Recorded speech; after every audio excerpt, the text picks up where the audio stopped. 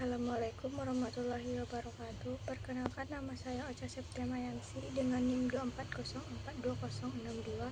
Di sini saya akan menjelaskan tentang aktor, perilaku, dan indikator ekonomi publik.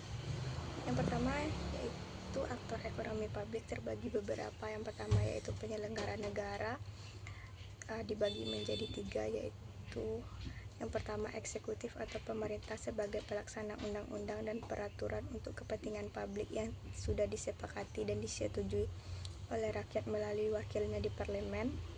Yang kedua yaitu legislatif atau parlemen sebagai pembuat dan yang menetapkan undang-undang untuk kepentingan publik yang berlaku. Dan yang ketiga yaitu yudikatif atau lembaga peradilan yang menerjemahkan, menafsirkan undang-undang dan memutuskan perkara bila terjadi sengketa atau pelanggaran terhadap undang-undang tersebut di masyarakat. Kelompok ini mengatur proses atau aturan main, rule of the game, berjalannya aktivitas ekonomi di masyarakat. Yang kedua yaitu kelompok dunia usaha. Kelompok ini adalah para pengusaha yang berprofesi atau berperan sebagai penghasil atau produsen barang dan jasa di masyarakat. Terdiri dari berbagai badan hukum seperti PT, CV, firma, dan koperasi. Kelompok ini yang menggerakkan ekonomi publik yang menciptakan nilai tambah di tengah masyarakat seperti membuka lapangan pekerjaan, menghasilkan barang dan jasa, membayar pajak dan distribusi terhadap negara. Yang ketiga yaitu kelompok masyarakat madani. Kelompok ini adalah masyarakat yang peduli terhadap hak-hak publik dalam kehidupan berbangsa dan bernegara. Terdiri dari berbagai bentuk kelompok masyarakat seperti LSM, NGO, asosiasi profesi, perguruan tinggi, organisasi massa baik keagamaan maupun di luar itu. Di negara demokratis, kelompok ini dianggap sebagai kelompok penekan bagi pihak lain.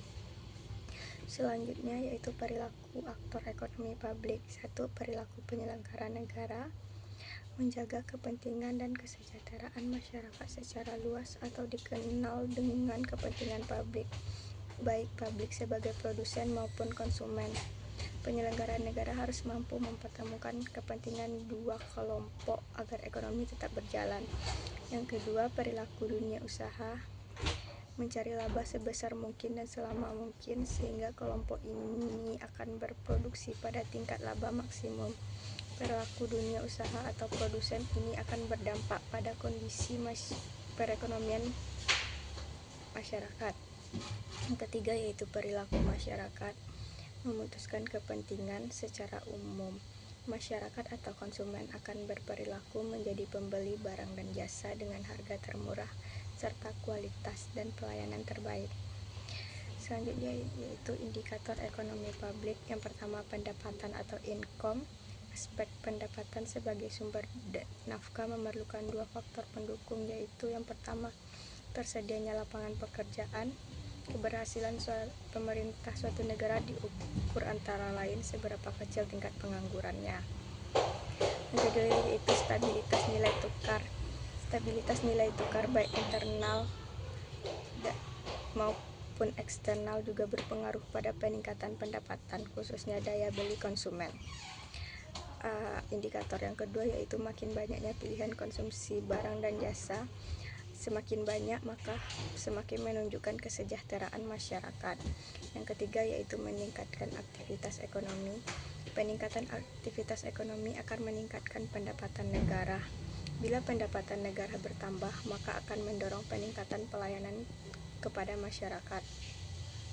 Indikator yang keempat yaitu meningkatkan investasi di masyarakat, terutama oleh masyarakat lokal dan investasi asing sebagai pelengkap. Dan indikator yang kelima yaitu membaiknya iklim usaha. Iklim usaha adalah kondisi yang dapat merangsang munculnya usaha atau investasi.